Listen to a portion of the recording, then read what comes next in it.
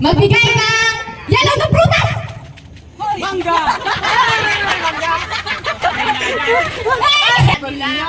Mauubos na yung question ko naman. Dapat within a sec. Dapat gaganon ka agad dito. Harap mo na sa person mo. Hindi mo.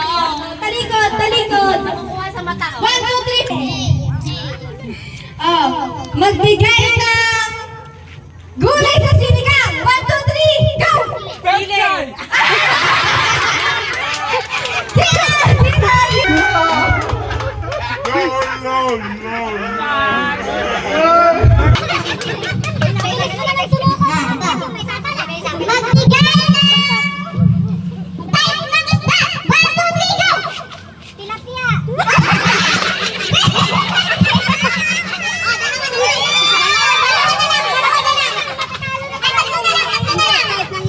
Uri ng isda sana.